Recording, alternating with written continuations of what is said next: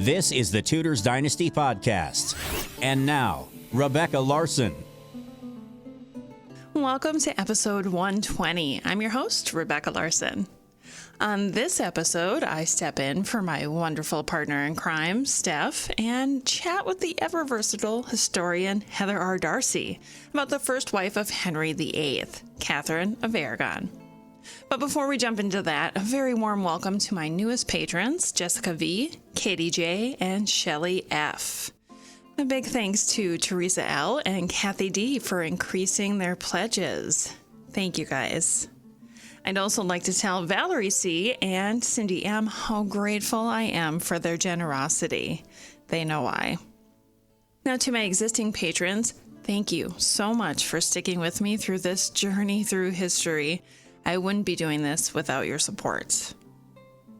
If you love this podcast and the content I provide, please consider becoming a patron. You can do so at Patreon, which is patreon.com/Tudors Dynasty. Now go there, click Become a Patron, and you can see all the options and what you'll receive in return. All right, now it's time for Ask the Expert and for Heather R. Darsie to answer your questions on Katherine of Aragon. And now, Ask the Expert. Welcome back to Ask the Expert. Today we are joined by author and historian Heather R. Darsie. Heather, welcome back. Hey, how are you? We're always so excited to have you on the show, and today we get to talk about a subject maybe I haven't covered very much on this podcast. That's Katherine of Aragon. Tell us a little bit about your experience maybe with Katherine. Well, I am slowly starting my fourth book, which is about Katherine of Aragon, and it concentrates on her, a little bit of her family background and also her, as much of her young life as we can do, which realistically that's buried in the actions of her parents, because being a princess, their lives weren't very heavily recorded as a prince might have been. And going up until right around the birth of Mary, and there'll be a little bit more about her life after that, but really starting at the birth of Mary, and that is being published, I think, in 2023. So I am starting to shift away from Anna of Cleves, although I am finishing up book 2 and shifting more towards Katherine of Aragon. I think that's great because Katherine is one of those that I think many of us believe she doesn't get enough attention. So I'm very grateful that you are studying her a little bit more. But before we get into the listener questions, can you give us just a brief, maybe recap of Arthur and Katherine and maybe when they were betrothed and when they were married? Katherine of Aragon and Prince Arthur were betrothed in the 1490s. They did correspond with each other in Latin, which was their only common language. And then she finally arrived in England in, I believe it was late 1501, and they were wed in 1501. They were married for about 6 months before Arthur's untimely death. So are you telling us, and I'm going to giggle a little bit because obviously I know the answer, but are you telling us that it wasn't Henry that actually wrote those letters to Katherine like the Spanish princess wants us to believe? With the caveat that I've never watched The Spanish Princess because I was unimpressed with what I was reading online about it, Henry would not have had any reason to correspond with Katherine. We have to keep in mind that Katherine was 6 years older than him. He was born in 1491, so he was but a wee lad when Katherine wed his older brother, Arthur. Okay, so now moving on to the listener questions. Katie Ray wants to know why Henry VII kept Katherine in England after Arthur died. Henry VII, famously being a miser, did not want to have to give her dowry back. So he had received, I think it was half of the amount that he was supposed to from Spain. I want to say it was around 100,000 pounds, I believe. And if he would have sent Katherine back, he would have had to repay all that money, which he did not want to do. Also, he had an extra son. Then, of course, we have the unfortunate death of Elizabeth of York just a couple years after the death of Arthur Tudor. And so there was a time where I don't think there was ever a genuine consideration of Henry VII marrying Katherine, but that, of course, would have been a possibility. And we do know that he did attempt to marry Katherine's older sister, Juana, after Juana was widowed. But ultimately, it was a money issue. If he sends back Katherine of Aragon, then he has to pay back all this money to Ferdinand. Now, Nancy Buchanan brings up a question that I think is often disputed or debated online or in discussions on whether or not it's possible that Henry VII told Arthur and Katherine not to consummate the marriage due to their age. Can you enlighten us on that at all? He did, and it was more so advising Arthur not to, and asking that Arthur's attendants try and discourage the behavior because of Arthur's delicate health. So when Katherine and Arthur were married, originally Arthur was supposed to be sent off to the Welsh Marshes, I believe, and Henry VII did not want Katherine to go with him. And I think some of that had to do with maybe making sure that the full monies were paid to Henry VII. But ultimately, yes, it is true that Arthur was initially discouraged from consummating his marriage to Katherine. I don't know how much it directly had to do with age because they were of an appropriate age for the time period.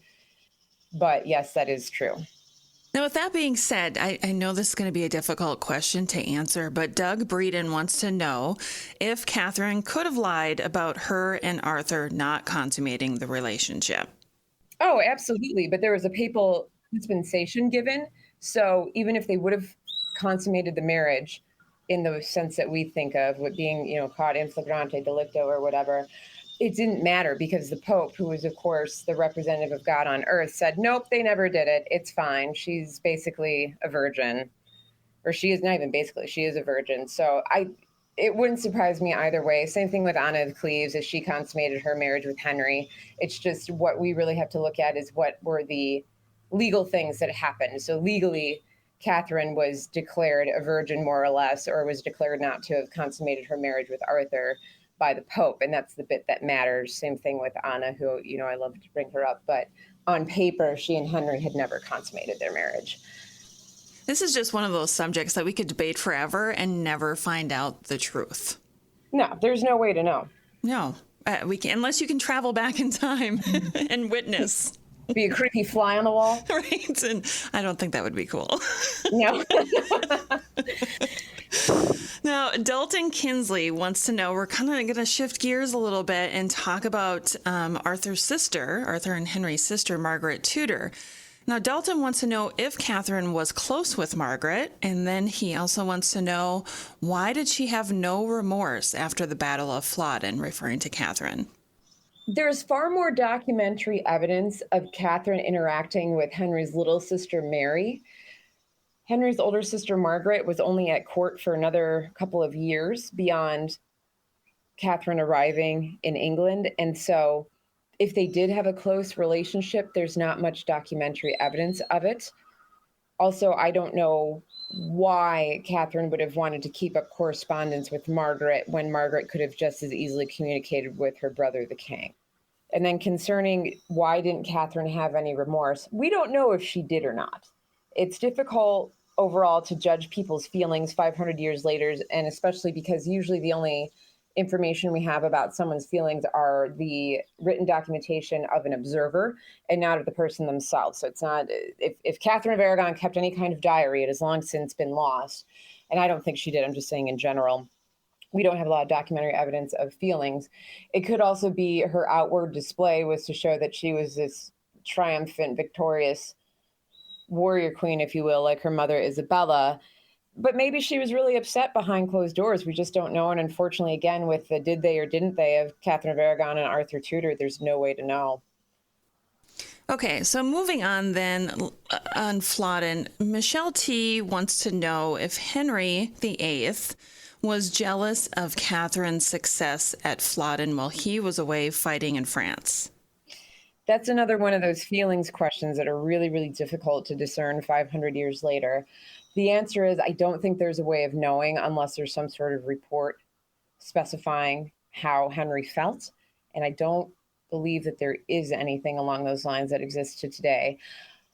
One thing that I'm curious about, or that I think about when it comes to the relationship of Katherine of Aragon and Henry VIII, is Katherine of Aragon, she kind of had a rebellious streak in her, and she didn't always do what her father Ferdinand, who of course is far away in Spain, wanted her to do. And if Henry observed any of that while he's watching Katherine grow up and he himself was growing up, he might have liked that strong rebellious streak in her. I also don't know why Henry would be jealous if the joint objective is to win the battle, as it were. That's what she did. And I don't know why he would be jealous of that unless he saw that as a greater military victory than anything that he ever achieved. But when we look at his later life, he's more relishes his glory days battling over in France than he does regretting that he wasn't there to kill his brother-in-law. Yeah, it is one of those things where if you want to read between the lines and try to predict what somebody was feeling, that, Henry liked to have the attention and the attention was taken away from him. We don't know. That's definitely one of those things that we don't know.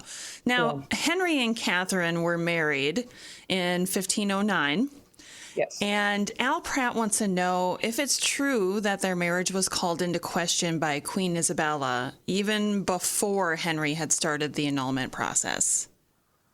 I don't know how that would be possible, because I assume by Queen Isabella, he's referring to Katherine of Aragon's mother, who died years before Katherine and Henry were even married.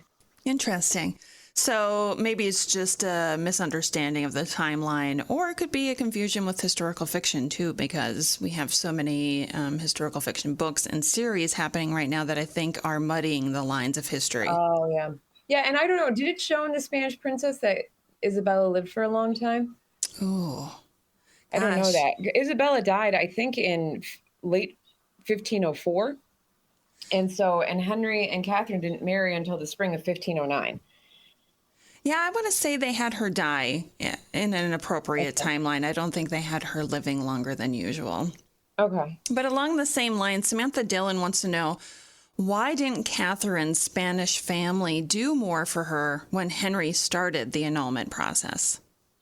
Ultimately, I think that Charles V did everything he could. We have to keep in mind that her sister Juana, who had gone mad for whatever reason by the time the annulment process started, was queen in name only. She didn't have any real function as a monarch because she had been put away in around 1515 to 1519, and she had withdrawn herself from court as well. So really all you have is Charles V, who is Katherine of Aragon's nephew, and I'm not sure what else he was supposed to do. He wound up capturing the Pope, which in theory should have prevented the annulment from going through.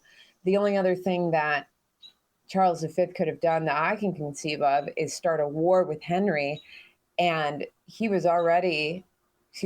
V was already trying to keep control over his German estates and fight off the Turkish threat from the east. I don't know that having a war in England just to keep his aunt on the throne would have been worth it. Plus, what Henry did was completely unimaginable. So I think that Charles V did everything that he could and probably was in the best position to do as much as he did, rather than if Katherine had been, let's say, a French princess. I don't know that Francis I would have had a really good way of capturing the Pope. Well, you mentioned Juana, who is always an interesting subject to discuss, and the Tudor age wanted to know if there was any evidence to show how Katherine felt about her sister and their relationship, and also, did she have any concerns about Juana's marriage to Philip? So what kind of relationship did Katherine and Juana have, and did Katherine have any concerns or feelings about Juana and Philip's relationship? Again, unfortunately, these are feelings type questions, and to an extent, we just don't know. To put things in context, Katherine was about 10 when Juana married Philip, and don't know why a 10-year-old would have recorded their feelings at that time period. And if she did, it would be lost. And as far as their relationship goes, Juana was the older sister. Katherine was 10 when her sister moved away. I don't know how much of a relationship they really had. Yeah, unless there's letters to tell us what happened, there's really no evidence. That it's hard to answer a question like that.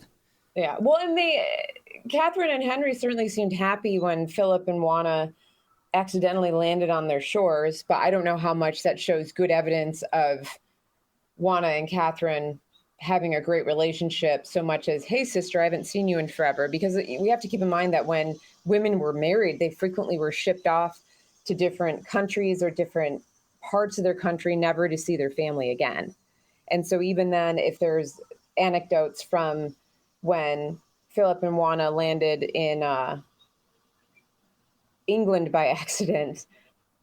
We don't know how much that shows a genuine filial bond so much as how exciting it would be for Katherine to see her sister, especially having been left in England for a few years at this point in limbo.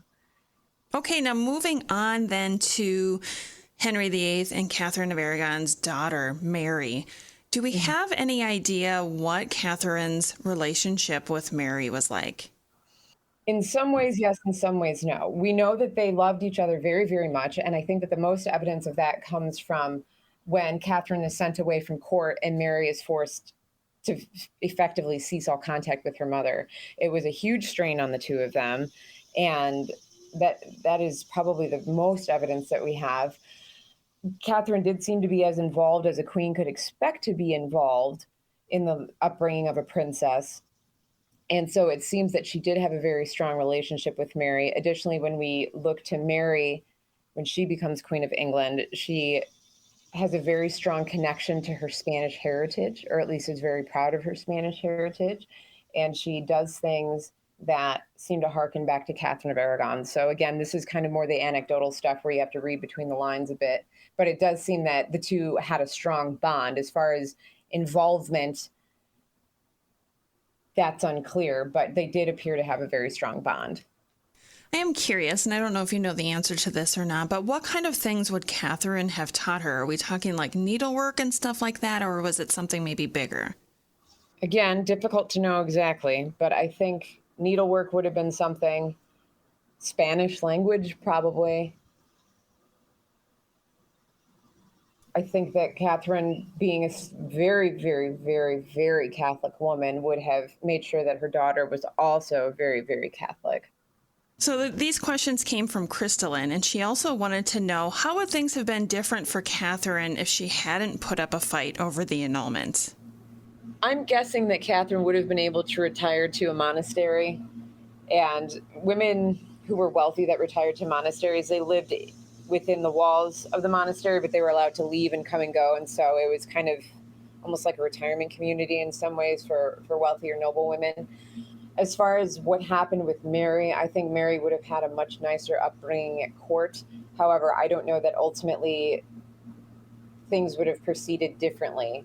So as far as the succession after Henry VIII and having Edward and then Mary and then Elizabeth as the Tudor monarchs, it's possible that, well, I guess the biggest thing is there wouldn't have been an English Reformation because there wouldn't have been a reason for Henry to break away from the Catholic Church. And so that would have wildly changed things.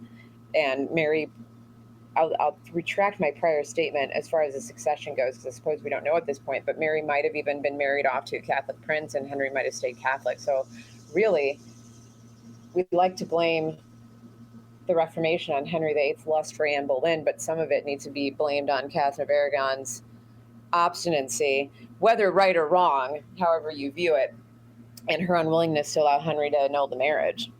I'm going to throw in an Anna question here to kind of mix it in, but do you think she kind of learned a little bit from Katherine's experience with the annulment?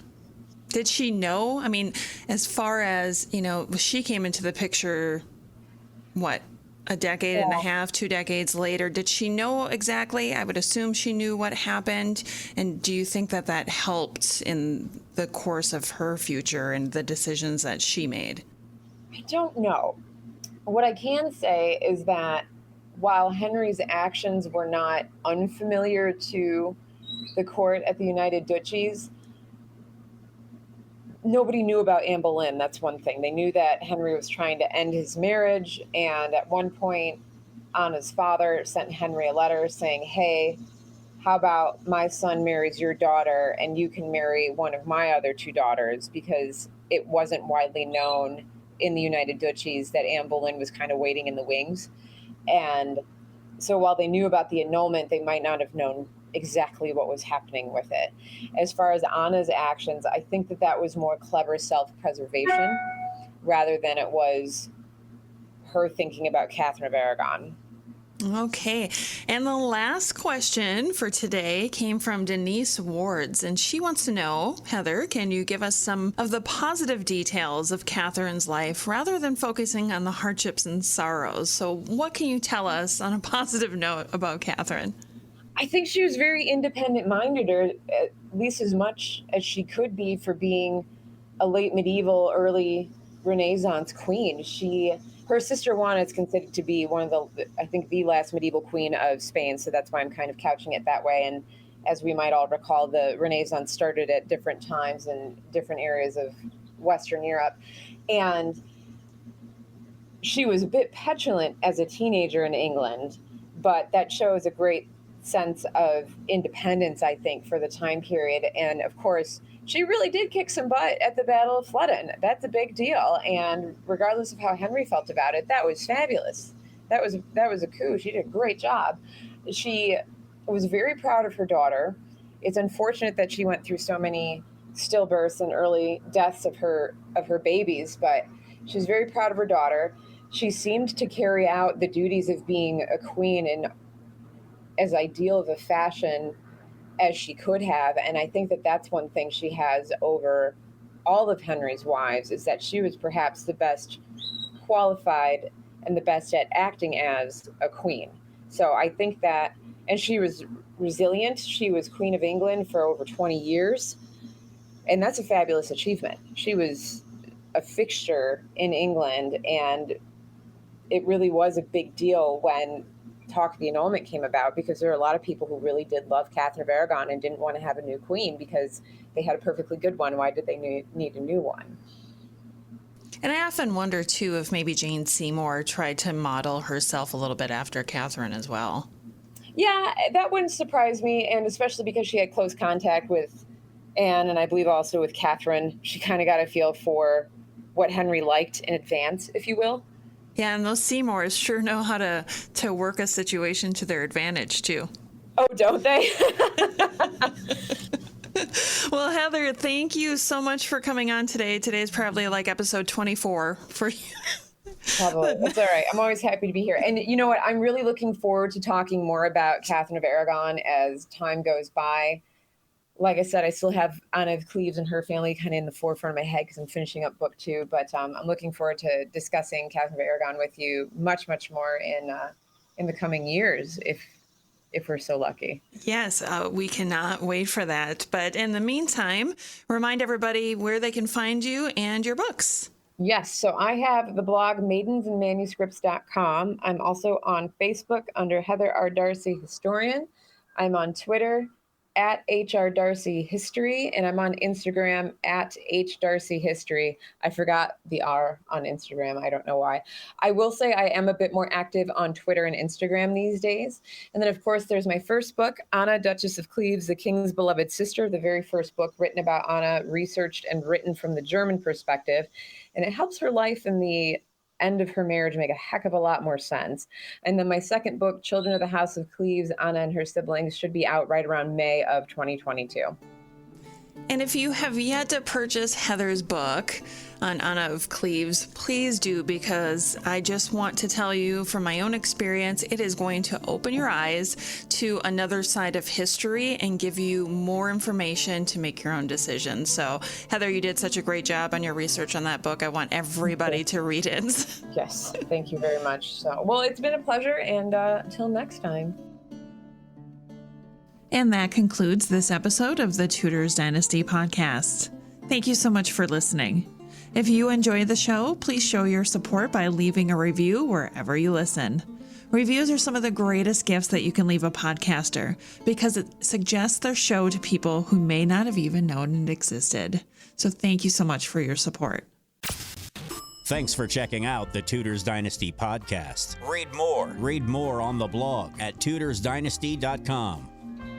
Follow Tudors Dynasty on Facebook, Twitter, and Instagram. Subscribe to Tudors Dynasty on iTunes.